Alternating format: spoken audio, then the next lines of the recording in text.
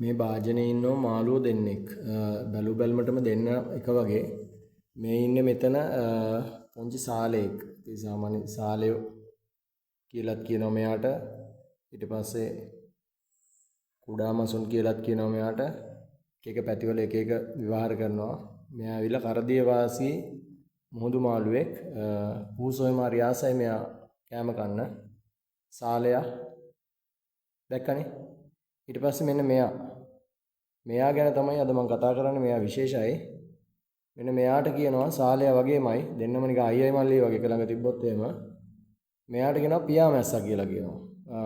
මේ වීඩියෝ එක කරන්න මූලිකම හේතුව උනේ මම 6 වසරේ පන්තියේ දරුවෝ කණ්ඩායමකට උගන්වනවා. ඒ දරුවන්ට විෂය ආවරණය කිරීමේ කොටසක් තියෙනවා 6 වසරේ පළවෙනි පාඩම ජෛව ලෝකයේ අසිරිය. ඒ ජෛව ලෝකයේ අසිරිය කියන පාඩමේ අපිට තියෙනවා ජීවීන් සතු ලක්ෂණ ටිකක් ඉගෙන ගන්න.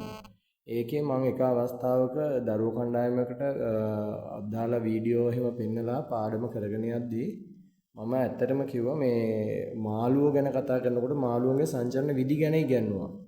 මම කිව්වා පුතේ ලෝකේ මාළුවෝ ඉන්නවා. මාළුවන්ගේ ගොඩාක් අයට තියෙන සංචරණ විදිය තමයි කිමිදීම.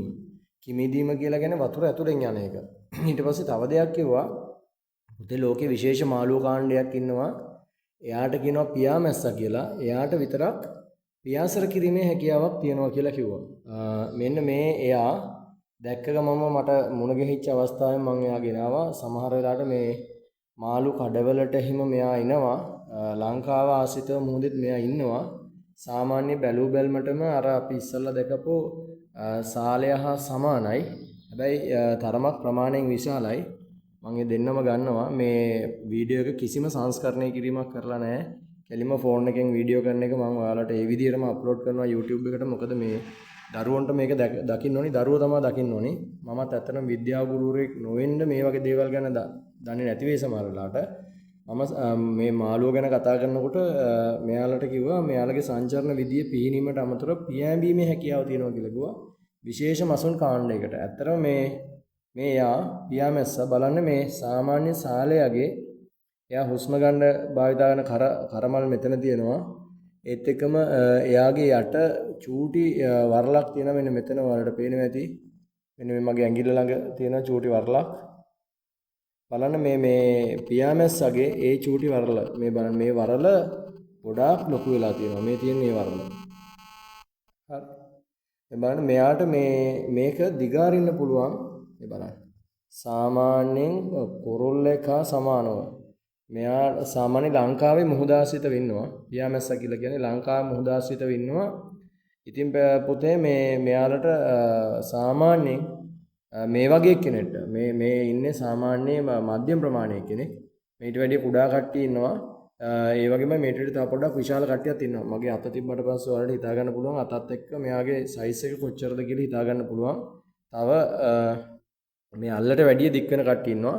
මෙයාට හදිසියේ හරි තවත් සතුරෙක්ගෙන් මුහුදේ යටින් ලොකු කෙලවල්ලෙක් වගේ විශාල මාළුවෙක්ගෙන් කරදරයක් ආවොත් මෙයාට මුහුදේ කිමිදිලා යන සමහරලාට මේ පුංචි සත්තුන්ගේ ජීවිත හරිම අවදානම් පුතේ. ලොකු මාළු රංචු මෙයාලා ආහාරයට ගන්න බලාගෙන ඉන්නේ. ඒක තමයි මත්ස්‍ය න්‍යාය කියලා කියන්නේ. අපි කතා කරනවානේ. ලොකු මාළුවා කුඩා මාළුවෙක්ව ආහාරයට ගන්නවා.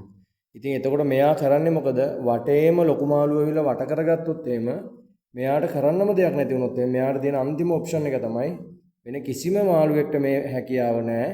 මෙයා වතුරෙන් උඩට පනිනවා. ඇත්තටම මේ පිහාට නෙවෙයි තියෙන්නේ. පිහාට නෙවෙයි තියෙන්නේ පුතේ බලන්න මම මේ දෙක පරිසමට දිගහැරියා. මෙයා වතුරෙන් උඩට පනිනවා. වතුරෙන් උඩට පැනලා ඉවරලා වල සරුංගලයක් යවනවා වගේ. මෙයා වාතය හරහා සරුංගලේ තටු ගහන්නේ නැහැ නේද පුතේ? වල නූල අල්ලගෙන ඉන්නකොට යන්නේ. ඒ වගේ මෙයත් සුළඟේ වේගයට සමානුරූපීව මේ තටු දෙක දිගාරනවා. මෙයාගේ තටු නෙවෙයි පැටවුනේ මේ වරල් දෙක දිගාරනවා. බලන්න ඇත්තට මෙයා ප්ලේන් එකක් වගේ.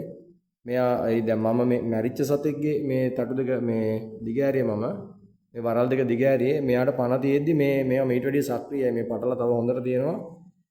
අනිත් එක එයා ජවයේ යොදලා දිගාරනකොට මීට වැඩිය මේව දිගෑරෙනවා.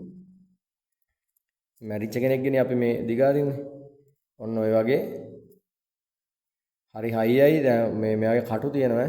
මෙයාගේ අස්ති තියෙනවා මේ එඳේ මට අතර දැනෙනවා ටිකක් හයියයි. සාමාන්‍යයෙන් මේ මාළුන්ගේ අපි කනකොට මැද තියෙන ඇටකටු වල හයිය හා සමාන හයියක් තියෙනවා මේ වගේ. සුළඟ හරහා මෙයා පියාඹලා යනවා.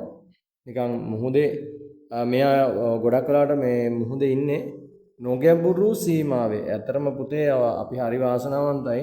වෙන රටවල් වලට නැති ස්වාභාවික සම්පතක් තියෙනවා. අපේ ලංකාව වටේම මුහුද තියෙනවා. ඒ මුහුදේ වටේටම ලංකාව වටේටම නොගැඹුරු මුහුදු තීරය තියෙනවා. මෙයා ශ්‍රී ලංකාව වටේටම ඉන්නවා පුතේ. ශ්‍රී ලංකාව වටේටම ඉන්නවා. මුහුද සාගරය ආසිත පරිසරය දූෂණය නොවන තාක්කල් මේ වගේ සුන්දර දේවල් අපිට බලන්න පුළුවන්.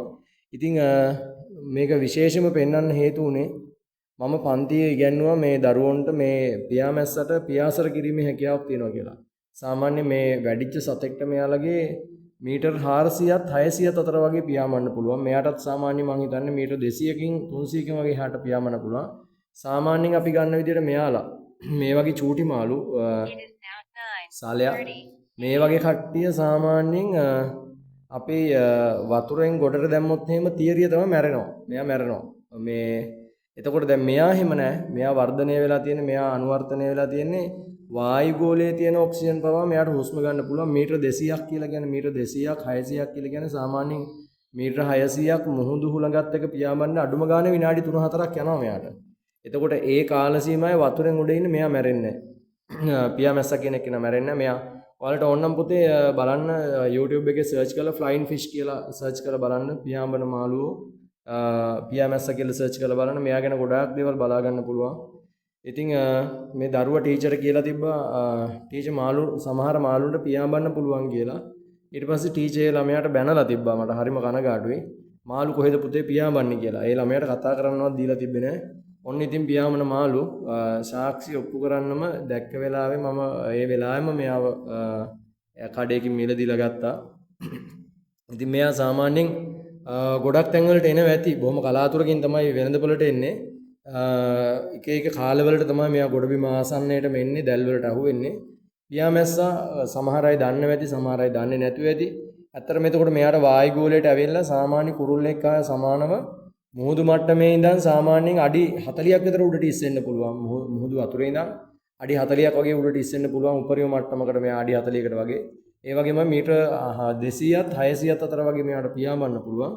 ඉතින් මෙයා තමයි පියාමැස්සා කියලා කියන්නේ. එයාගෙම පිහාටු නැතුව වරල් වලින් තමයි වායු ගෝලය තරණය කරන්නේ මෙයා. ගොඩට ආව කියලා මැරෙන්නේ නැහැ. එhmenan ළමයා පව්. ළමයාත් පව් ටීචර්ත් පව් මං හිතන්නේ. ළමයා ඇත්ත දේ දැනගෙන ඇත්ත කියන්න ගිහිල්ලා ළමයි ඉස්සර අසරණ වෙන්නේ නැති. ටීචර් පව් ටීචර් දන්නේ නැති හින්දා. ඉතින් ඔන්න මං පියාමැස්සා ගැන වීඩියෝ ක්ලිප් එකක් දැම්මා. එහෙනම් රත්තරන් පුතේ දුවේ තව මේ අපේ YouTube එකේ ඔයාලට පාඩම් වලට වැදගත් වීඩියෝස් ඇති. අලුත් දෙයක් දැක්ක ගමන්ම අරගෙන එන්නම්. එහෙනම් අපි ආපහු අපේ විදුදහන channel එකෙන් සම්බන්ධ වෙමු. ආදරේ ඔයාලා හැමෝටම විද්‍යාවත් එක්ක ඉන්න ආදරේ පණ වගේ.